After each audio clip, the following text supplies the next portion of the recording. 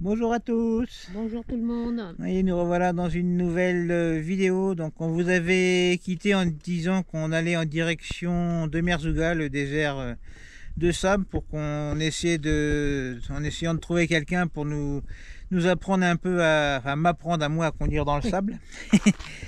Et tout compte fait, on s'est un petit peu rétracté là-dessus parce que Merzouga, c'est tellement touristique que les mecs, ils essayent de te sauter dessus à chaque virage. Hein. Quand on rentre dans Merzouga, tu as toujours des mecs qui te font signe pour t'arrêter en disant qu'ils vont te conduire dans le désert et tout ça.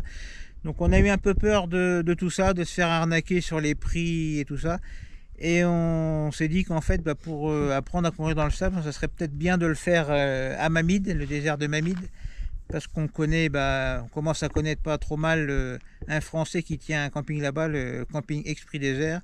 Et voilà, lui, il nous a fait réellement le prix au plus juste et on était très contents. Donc on vous racontera ça après. oui, et puis en plus, Amaury va pas commencer par des dunes de 300 mètres de haut et tout. Non plus, Donc là, oui. les petites dunes qu'il y a Ouais. à Mamit, ça allait très bien pour un premier contact avec le sable. Et donc, dans cette vidéo, donc vous verrez quand même un petit peu de Merzouga, hein, parce qu'à Merzouga, il n'y a pas que du sable. Vous verrez quelques images du village fantôme d'Emtis. Donc c'est un village qui n'est plus habité, par quelques militaires, je crois. Et puis quelques camps nomades qu'il y avait sur le long de la piste, à Merzouga. Ensuite, eh bien, du coup, on vous parlera de Mamid, donc notre expédition dans le sable où on s'en est pas trop mal sorti, je pense. Oui, Et puis pour finir, eh bien, vous verrez des images des gorges et de l'oasis d'Ait Mansour, donc à côté de Tafraout. Et là, comme vous pouvez voir, donc derrière nous, avec le beau paysage, on est bien à Tafraout avec ces beaux rochers, ces belles montagnes voilà. qu'on voit pas nulle part ailleurs, je sais Ouais. pas, mais Et là, c'est les rochers, les vrais, ouais. donc pas peints et tout comme ceux qu'il y a juste à côté, quoi, en fait. Mm. Et ils sont beaux, c'est beaucoup habité par les mouches aussi. Hein. Oui, Je peux vous ça dire que j'en ai partout. c'est tout le Maroc, ça, les mouches. Ah Hein. oui, Dès qu'il fait chaud, cette elles année, arrivent. elles sont pénibles cette année. Enfin voilà, vous verrez tout ça tout de suite après. Après une année de démarches, de paperasse, de vente et d'attente interminables, la maison vendue, le camping-car parti, le 4x4 acheté, et des mois de retard entre fournisseurs, homologation et Dreal, on y est enfin. La lumière au bout du tunnel, le grand départ, le retour sur les routes. Cette fois, pas en camping-car, mais avec notre caravane sur mesure, pensée et conçue spécialement pour nous. Une caravane unique, adaptée au handicap de Didine, capable d'aller là où peu de caravanes vont. Nous, c'est Amaury et Bernadine, mère et fils, voyageurs depuis 2016. Plus de 40 pays parcourus à bord de notre ancien camping-car, des milliers de kilomètres, des rencontres, des galères, mais surtout une liberté qu'on n'a jamais voulu abandonner. Aujourd'hui, une nouvelle page s'écrit. Un nouveau mode de vie commence, nomade à plein temps, avec notre 4x4 et notre caravane off-road, prêt à reprendre la route, là où l'aventure nous mènera. Bienvenue dans la suite de l'histoire, bienvenue dans Andy Évasion. Donc pendant toute cette vidéo, vous aurez le format comme vous avez eu sur la vidéo précédente, où nous on va causer derrière les images de paysages. Parce qu'en fait, là, pour cette vidéo, on a vraiment que des images comme ça, avec des vidéos de paysages où on a mis la GoPro sur le 4x4, ouais, sur le capot du 4x4. Et donc du coup, si on vous met que ces images-là avec de la musique, ça va faire un petit peu long. Alors que si on cause en même temps que vous voyez les images, je pense que ça passe un peu mieux. Et puis d'après les commentaires qu'on a reçus, c'était pas mal. Donc on va faire comme ça.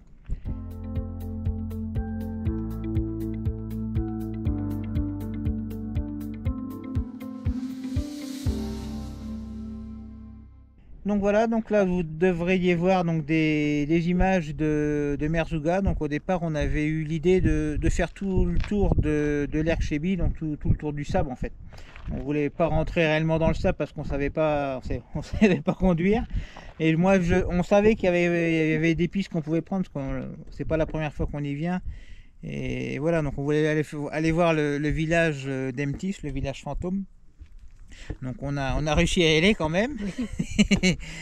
Et ensuite, donc, on a continué un petit peu pour aller voir les camps berbères. Et la différence que je trouve, c'est que quand on y avait été, ça fait 3 ans, je crois, qu'on y avait été. Il n'y en avait pas beaucoup, alors que là, je trouve qu'il y en a vraiment beaucoup. Et on ne s'est pas trop arrêté parce qu'on se demande quand même si c'est pas un peu aussi le... Bah, ils vivent du tourisme. Ouais, hein. voilà, la trappe touriste, ils sont là que pour ça, quoi. C'est peut-être plus réellement très authentique, quoi. C'est moins authentique que le village, enfin que le petit camp qu'on avait visité à côté de Rissani. Ouais, c'est vrai. Eux, ils sont vraiment, ils sont tout seuls dans leur coin. Quoi. Donc après ce camp, enfin la zone où il y a tous les camps nomades, donc on a voulu continuer et puis après, le problème c'est que sur la piste, il y avait un petit peu de sable et puis on n'était pas très téméraire. Donc on a fait demi-tour. La prudence des débutants. Ouais. Alors qu'on se rend compte que maintenant, il y aurait vraiment pas eu de problème pour passer. Mais voilà, on n'avait jamais conduit sur le sable et puis un petit peu de sable sur un chemin, quand on ne sait pas, ça fait un petit peu peur. Donc on a fait demi-tour. Voilà pour ce qu'on a fait à Merzouga. Je ne sais pas si toi tu veux rajouter des choses, mais non. Non, ça a été ça.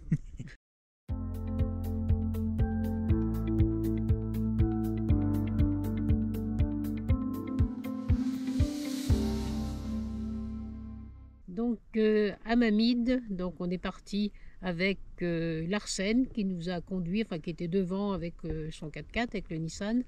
Et donc on a suivi, plutôt bien ma foi. Oui. Mais bon, avant d'atteindre les dunes, il y avait vraiment beaucoup de chemins, caillasseux, vraiment des trucs où on était beaucoup secoués.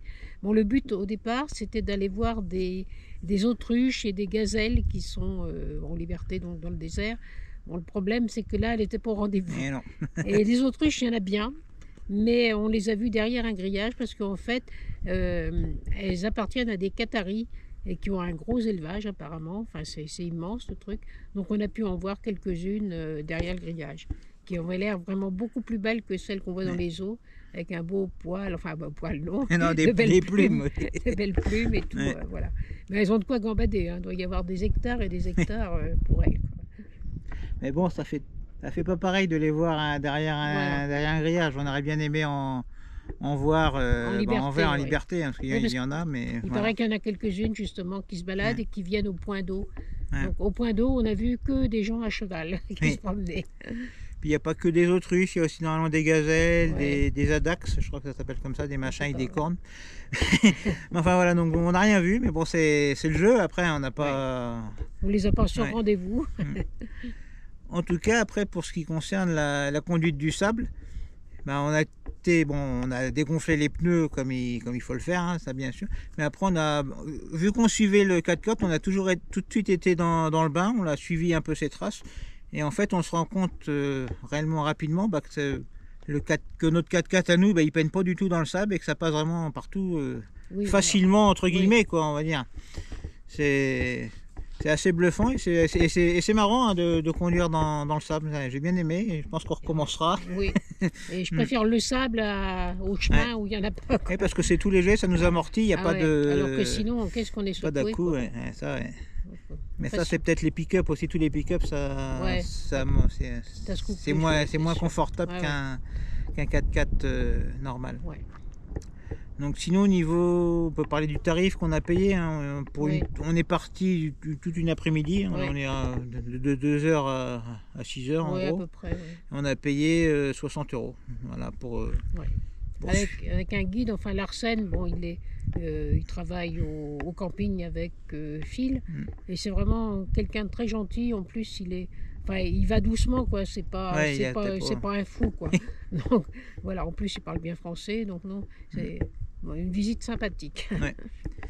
Par contre, ce qui est sûr, c'est que tout ça, ça nous a bien rassuré pour tout ce qui est piste au Maroc, hein. On se rend compte, comme je disais, que le 4x4, il passe partout et que ça peine pas.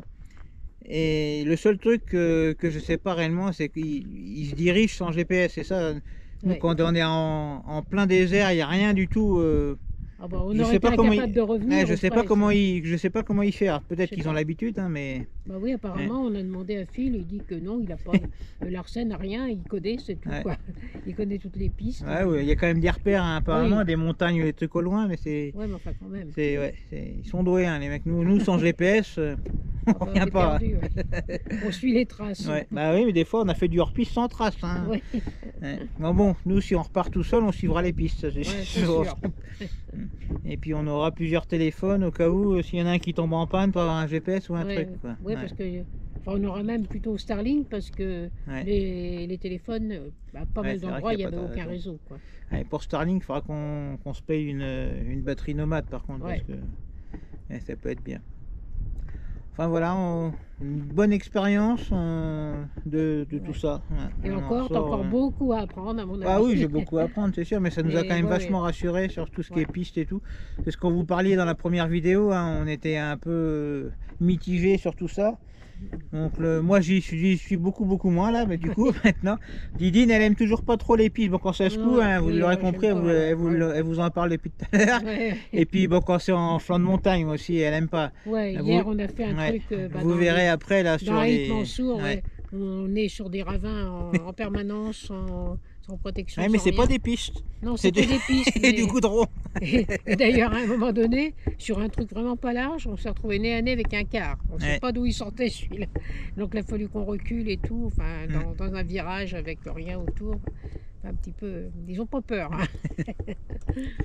Voilà, donc en tout cas j'espère que toutes ces images et puis nos témoignages bah, vous auront plu, et puis ben, on va passer à la suite pour les, comme on vous disait, les gorges d'Haït Mansour.